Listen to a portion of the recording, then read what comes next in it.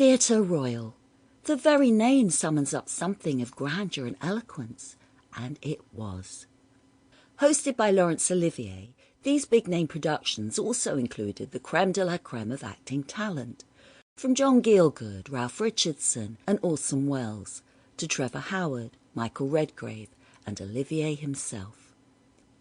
They were based on works by the world's leading authors, among them Charles Dickens, Henry James, Oscar Wilde and Anton Chekhov. These are but a few of whose company we shall be keeping as we raise the curtain on our first instalment of theatrical history.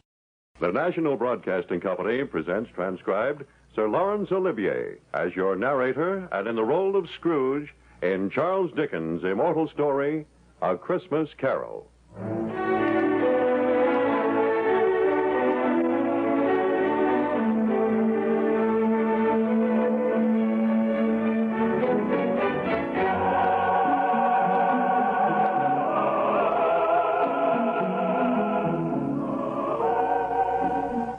This is Laurence Olivier. Over 100 years ago, in December 1843, Charles Dickens wrote this story.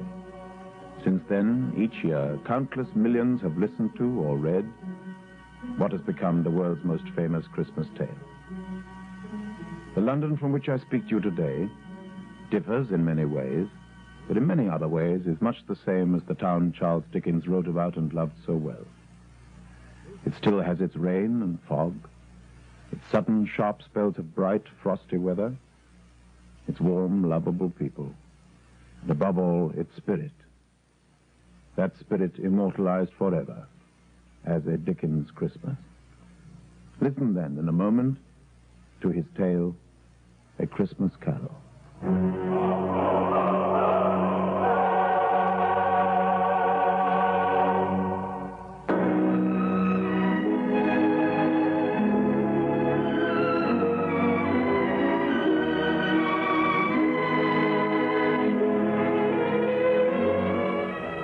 Was dead to begin with, dead as a doornail. There was no doubt whatever about that. The register of his burial had been signed by Scrooge himself, and his name was good for anything that he chose to put his hand to. Old Marley was as dead as a doornail. But first let me tell you about Scrooge himself. Oh, but he was a tight-fisted hand at the grindstones, he was. A squeezing, wrenching, grasping, scraping, clutching, covetous old sinner. The cold within him froze his old features, nipped his pointed nose, shriveled his cheek, and stiffened his gait.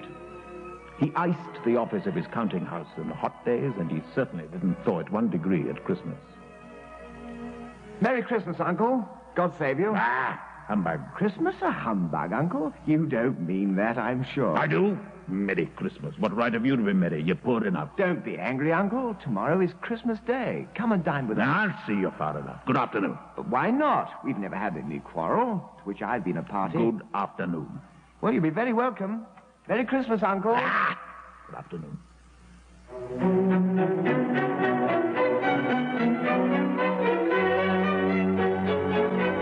At least Scrooge's nephew found his Christmas greetings cordially returned by Scrooge's clerk, Bob Cratchit, even though he was freezing to death in his unheated corner of the office and earned only 15 shillings a week. In showing the young man out, however, Bob Cratchit let 2 other people in. They were portly gentlemen and greeted Scrooge in a friendly way. This festive season of the year, Mr. Scrooge, we like to make some provision for the poor and destitute. Many thousands are in want of common necessaries. Are there no prisons? Oh, plenty of prisons. And the union workhouses, are they still in operation? Oh, yes, indeed. But many can't go there, and many would rather die. If they'd rather die, then they'd better do it and decrease the surplus population. Oh. Good afternoon. Oh.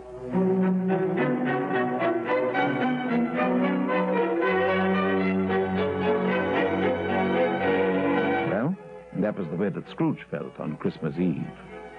At length, the hour of shutting up his counting house arrived.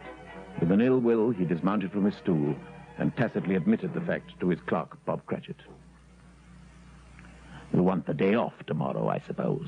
If quite convenient. It's not convenient, and it is not fair. If I was to stop half a crown for it, you'd think yourself ill-used, I'll be bound. Well, it's only once a year, sir. Bah! Humbug!